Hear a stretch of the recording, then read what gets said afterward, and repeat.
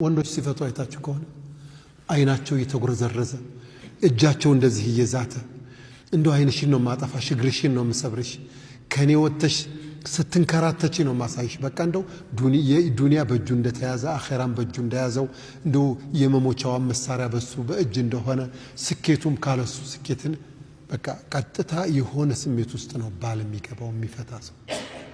አንዳንድም ሴቶች አሉ ያን ያህል ትዕቢት ያለባቸው ግን አብዛኛውን ትዕቢት አብዛኛውን የክፋት መንገድ የሚመራው ወንድ ነው። ተው እናንተ ወንዶች አትኩሩ፣ አትንቦጥረሩ፣ ሴትን አታይሉ፣ ሴትን አትጫኑ፣ አታዋርዱ።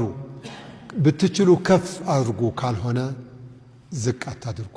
በልክ ተነሳስታችሁ ችግር አትፍጠሩባቸው።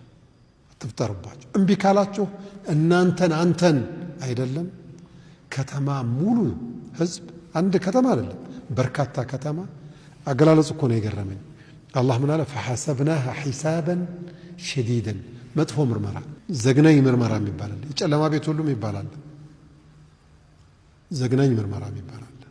ሰክረው ነው የሚደበድቡ አሉ ሌሊቱ ሙሉ ኸምር ሲጠጡ ያመሹና ከሌሊቱ 9 ሰዓት ቀስቅሰው ከንቅልፍህ ሙህተደር ያደርጓል። ወዲያውኑ ኩላሊታቸው ፈንድቶ ሆስፒታል ኦፕራሲዮን የተደረጉ የኛ ልጆች አሉ። ወዲያው ጥርሳቸውን እንደዚህ አይናቸው እያየ ነው የሚሰብሩባቸው። ዘግናኝ። ይሄ በሰውኛ ማለት ነው።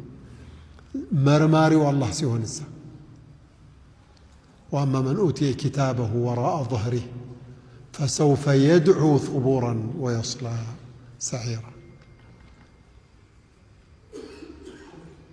ነቢያችን عليه الصلاة والسلام እንዳሉት من نوقش الحساب هلك በኃይለኛው ምርመራ ክፍል ተገብቶ የተመረመረ ሰው አለቀለት ብለው በቃ ምንም ወደ ግራም ወደ ቀኝ የለም።